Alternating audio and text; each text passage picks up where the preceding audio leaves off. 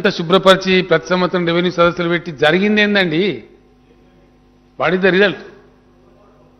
ఇప్పుడు వారే సభ్యులే స్వయంగా అన్నారు, చాలా ఇబ్బంది ఉందండి, రైతులు లంచాలు ఇస్తున్నారు, రెవెన్యూ వాళ్ళు లంచాలు తీసుకుంటున్నారు మాట్లాడిన వారే. ఆ పరిస్థితి ఎందుకుందండి? మీరు అన్నీ చేసి ఉంటే జరగలేదు, మీరేం చేయలేకపోయినారు. మీరు ప్రయత్నం చేసిన కానీ మీ వల్ల కాలే. అసలు సంగతి అది. దాన్ని మీరు అంగీకరించడం మేము చేయగలిగింది ఏం లేదు.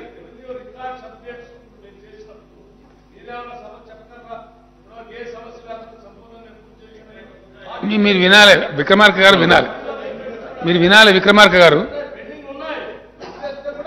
పెండింగ్ కాదండి, పెండింగ్ కాదు. ఇంతకుముందు అధ్యక్ష నేను చాలా స్పష్టంగా చెప్పిన, కాదండి కంటిన్యూస్ కాదు, ఇట్స్ ఏ టోటలీ నెగ్లెక్టెడ్.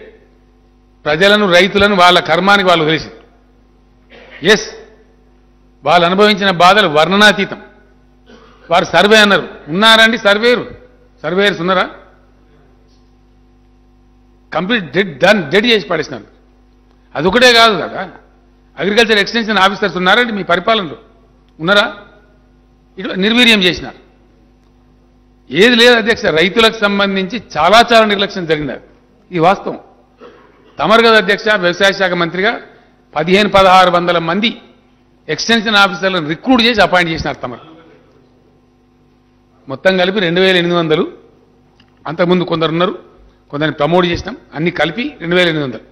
కానీ 1500-1600 మందిని పిఎస్సి ద్వారా తమరే రిక్రూట్ చేయించి అపాయింట్ చేసినారు. అదే పద్ధతిలో సర్వేయర్స్ లేరండి రాష్ట్రంలో. మొన్న మేము 150 మంది సర్వేయర్లను రిక్రూట్మెంట్కి ఆర్డర్ ఇచ్చాం. ఇవి వాస్తవాలు. విక్రమార్క గారు, government is a continuous process. ఆ కంటిన్యూస్ ప్రాసెస్లో జరిగినటువంటి నిర్లక్ష్య వైఖరి నేను చెప్తా ఉన్నా. తప్పేందండి? రోగం తెలిస్తే కదా మంది వేసుకునేది. ఆ బీమారి వచ్చింది. ఎస్, హెల్త్ డిపార్ట్మెంట్లో కూడా ఉండవలసిన పద్ధతులు లేదండి. కళ్ళకు సంబంధించి ఏముందా అంటే ఏమి లేదు, ఓ రికార్డు లేదు, ఏ స్థాయిలో ఉందో లేదు. అందుకే కంటివేలు కార్యక్రమం వచ్చింది. అట్లనే ఈఎన్టీ అధ్యక్ష ఉన్నది, నేమ్సేక్ ఉంది, కానీ పటిష్టంగా లేదు. దాని గురించి కూడా ఇప్పుడు మేము ENT and dental doctors team కూడా తయారవుతాం అధ్యక్ష, ఫార్వర్డ్ బై కంటి వెలుగు. ఆ టీమ్స్ కూడా ఇప్పుడు పోతాయి అన్ని గ్రామాలకు పోతాయి. దాని తర్వాత అధ్యక్ష ఒక బ్రహ్మాండమైనటువంటి ప్యాథాలజికల్ టీం కూడా ఫైనల్గా పోతుంది. ప్రతి వ్యక్తి యొక్క రక్త నమూనాలు, వారి బ్లడ్ ప్రెషర్స్, వారి షుగరు, వారికి ఉన్న మంచి చెడ్డ కూడా రికార్డ్ చేసి కంప్యూటరైజ్ చేసి ప్రతి హెల్త్ ప్రొఫైల్, ప్రతి వ్యక్తి యొక్క హెల్త్ ప్రొఫైల్, ప్రతి తాలూకా, ప్రతి మండలం, ప్రతి జిల్లా, అట్లాగే స్టేట్ యొక్క హెల్త్ ప్రొఫైల్ కూడా తయారు చేయాలనే దిశగా ప్రయత్నాలు జరుగుతూ ఉన్నాయి అధ్యక్ష. మేము చేస్తామని. గతంలో ఇటువంటి ఆలోచన కూడా లేదు అధ్యక్ష, ప్రయత్నం కాదు, ఆలోచనే లేదు. అట్లా జరిగింది చెప్తా ఉన్నాం అధ్యక్ష. దాన్ని నేను చెప్తలేను విక్రమార్క గారు, మీ సభ్యుడే ఆయన ఎత్తిపోసినట్టు మాట్లాడినాడు. కంటి వెలుగు ఇంత బ్రహ్మాండం జరుగుతుంటే సునేత్ర నిన్నగాక మొన్న ఒరిస్సా ప్రభుత్వం తీసుకున్నదండి. ఇతర రాష్ట్రాలు కాపీ కొడతా ఉన్నాయి.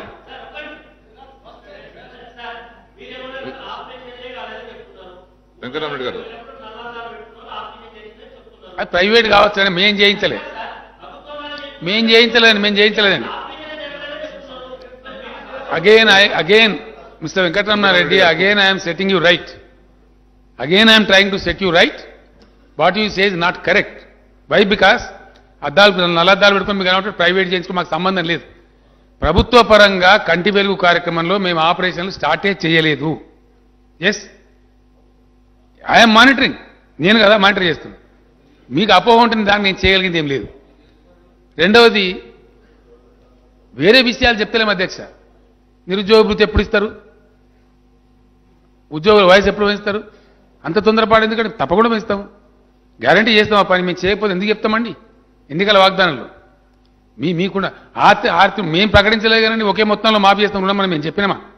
మీరు చెప్పిండ్రు, ప్రజలు మీరు తీసుకోలే. మేము పోయినసారి చేసినట్టు ఇప్పుడు చేస్తాం.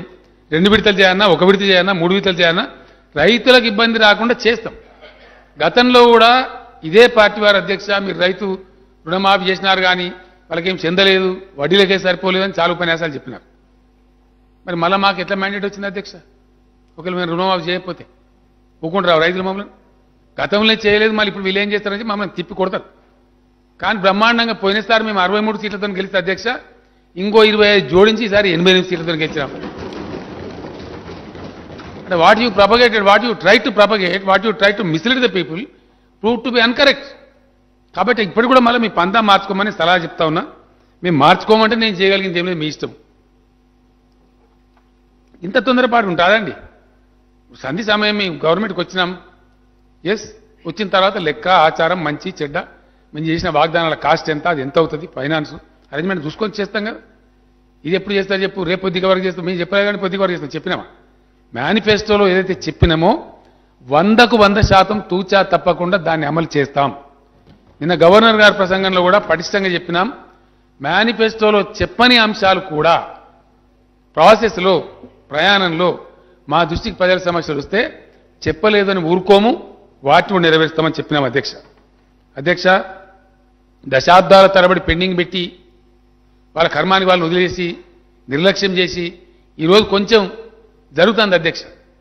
ఒక హోప్ వచ్చింది ఈరోజు, ఆ ప్రకారంగా జరుగుతూ ఉంది. దాన్ని కొనసాగమని చెప్పి నేను మనం చేస్తా ఉన్నాం. ఇల్లు కట్టినప్పుడు వీరు కానీ టీడీపీ కానీ అధ్యక్ష ఫ్రీగా ఇవ్వలే ప్రజలకు, దానికి కొంత లోన్ పెట్టినారు. తమరు కూడా తెలుసు, శాసనసభ్యులు తమరు పనిచేసినారు, నేను కూడా పనిచేసినాను. వాళ్ళ ఈ మండల ఆఫీసు వాళ్ళు రావడం, దర్వాజాలు ఉడిపికటం, ఆ ప్రజలు బారిపోవటం, మనం వాళ్ళు మళ్ళీ అడ్డుకోవటం, ఇవన్నీ జరిగినాయి. అట్లాంటి 4,000 కోట్ల రూపాయల పేదల యొక్క ఇండ్ల రుణాలను, వాళ్ళ కాలంలో పెట్టిన రుణాలను మాఫీ చేసినాం అధ్యక్ష. మేము కడుతున్న ఇండ్లు 100% పూర్తి సబ్సిడీ ఇస్తా ఉన్నాం. కట్టేది పటిష్టంగా కడతా ఉన్నాం. కొంచెం ఆలస్యం అవుతుందని కూడా నేను చెప్పిన అధ్యక్ష, ఎలక్షన్ సభలనే చెప్పిన, మేము మెల్లగా కడతాం, దేరాయ దురుస్తాయి, మంచిగా కట్టుకుందామని చెప్పినాం. ఇంకో మాట కూడా నేను మనవి చేస్తా ఉన్నా అధ్యక్ష. ఎట్లా జరిగిందంటే అధ్యక్ష, చీకట్లోకి బాణం వేసినట్టు ఉంది అధ్యక్ష. గతంలో అసలు ఎన్ని ఇండ్లు కట్టాలి అధ్యక్ష ఈ రాష్ట్రంలో? లెక్క ఆచారం ఉందా?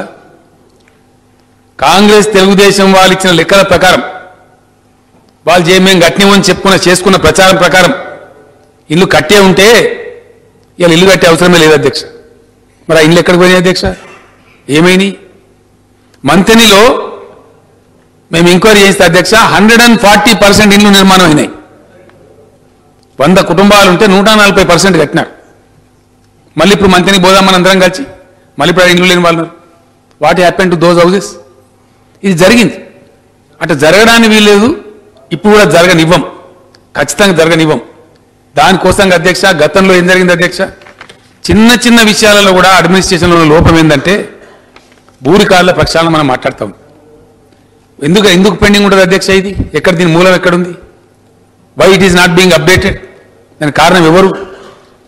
ఒక విఆర్ఓ నిజంగా చిత్తశుద్ధి ఉంటే తెమ్మంటే రికార్డు 5 రోజులు తీసుకొని రాడా అధ్యక్ష? జరగదా? ఆ నెగ్లెక్ట్ వచ్చినారు, ఆ సాంప్రదాయం మీ నుంచి వచ్చినారు. ఈరోజు ఇల్లు కట్టాలి, కొత్త పంచాయతీరాజ్ చట్టం తెచ్చినాం, ఇదే సభలో పాస్ చేసినాం. చాలా కఠినంగా చేసినాం ఆ చట్టాన్ని. చాలా ఘోరంగా ఉన్నాయి గ్రామాలు, చెత్త కుప్పల్లాగా, మురికి కుప్పల్లాగా ఉన్నాయి. సర్పంచ్ పనిచేయరు, మెంబర్లు పనిచేయరు, సెక్రటరీ గారు పనిచేయరు, ఎవరికి బాధ్యత లేదు. ప్రభుత్వ పరంగా గ్రామంలో చాలా మంది ఉంటారు, వాళ్ళు పనిచేయరు. ఎందుకు మురికి కుప్పల్లాగా ఉన్నాయి అధ్యక్ష? ఇన్ని దశాబ్దాల తర్వాత జిల్లేరు చెట్లు, సర్కారు తుమ్మ చెట్లు, పాడుబడ్డ ఇండ్లు, కూలిపోయిన డెబ్రిస్ తీయరు, పాడుబడ్డ బావులు ఉంటే వాటిని పూర్తి చేయరు, బోర్లలో పిల్లలు పడి చచ్చిపోతూ ఉంటారు, టీవీలలో వస్తూ ఉంటాయి, పేపర్లలో, ఇవన్నీ ఎందుకుంటాయి అధ్యక్ష? ఈ రోజు అందుకే దాన్నంతా పొడగొట్టాలని చెప్పి చాలా పటిష్టమైనటువంటి పంచాయతీరాజ్ చట్టం అని తెచ్చిన. మేము రిక్రూట్ చేసినటువంటి 9,500 పంచాయతీ కార్యదర్శులు ఎవరైతున్నారో వాళ్ళకి డైరెక్ట్గా ఇవ్వకుండా ప్రొబేషన్ పెట్టినాం 3 సంవత్సరాల పాటు. వాళ్ళు భయంతో భక్తితో పనిచేయాలి. లక్ష్యాలు నెరవేరిస్తేనే, ప్రభుత్వం విధించిన కండిషన్ల ప్రకారం పనిచేస్తేనే మీకు రెగ్యులర్ అయిద్దని చెప్పి కూడా పెట్టినాం. అధ్యక్ష, ప్రజలకు ధైర్యం కావాలి. చెత్త గనక రోడ్డు మీద వేస్తే 500 రూపాయల ఫైన్ పెడతామని చట్టం తెచ్చినాం అధ్యక్ష. మనం జరిగిన జనరల్ ఎలక్షన్ కన్నా చాలా ముందు చట్టం పాస్ అయింది. చట్టంలో చర్చలో నేనే పాల్గొని వివరాలు చెప్పినాం. మాకు తెలుసు మేము ఎలక్షన్లో పోతున్నామని, అయినా సాహసం చేసి ప్రజలకు కూడా 500 రూపాయల పన్ను వేసినాం అధ్యక్ష, ఫైన్ వేస్తామని చెప్పినా. 100కు 100% నేను తమకు హామీ ఇస్తా ఉన్నా అధ్యక్ష. మధ్యలో కొన్ని కోడ్స్ అడ్డం వస్తాయి. 4 రోజులైతే మన రాష్ట్రంలో మళ్ళీ ఎమ్మెల్సీ ఎన్నికల కోడ్ వస్తుంది అధ్యక్ష. దాని తర్వాత ఎంపీ ఎన్నికల, లోక్సభ ఎన్నికల కోడ్ వస్తుంది. ఆ కోడ్లు దాటాలి, కొన్ని ఇంప్లిమెంట్ కావాలంటే, కొన్ని చేయాలంటే ఆ కోడ్స్ అడ్డం వస్తుంటాయి. మే నెలలో ఒకసారి లోక్సభ ఎన్నికలు పూర్తయిపోతే నేను తమరికి మనవి చేస్తా ఉన్నా అధ్యక్ష, ఖచ్చితంగా పంచాయతీరాజ్ చట్టాన్ని 100కు 100% అవసరమైతే కొద్ది రోజులు ఆ శాఖ నా దగ్గరనే ఉంచుకోనన్నా పర్వాలేదు, 100కు 100% చాలా కఠినంగా ఆ చట్టాన్ని అమలు చేస్తాం. ఆ అలవాటు రావాలి. ఆ పద్ధతి కావాలి. ఒక 3 నెలల తర్వాత అధ్యక్ష, మే, జూన్, జూలై, ఆగస్టు 3-4 నెలల తర్వాత కళ్ళు మూసుకొని మనం ఈ రాష్ట్రంలో ఏ గ్రామానికి పోయినా పరిశుభ్రంగా కనపడాలి. పిచ్చి మొక్కలు కనపడద్దు, డెబ్రిస్ కనపడద్దు, దోమలు కుట్టే ఊరు ఉండదు.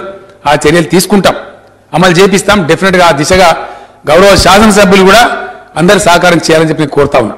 ఎందుకంటే మనందరం పూనుకుంటేనే ఈ పనులు అయితే తప్ప గవర్నమెంట్ ఒకలే చేస్తే, ఒక అధికారి చేస్తే, ఒక ముఖ్యమంత్రి చేస్తే కాదు.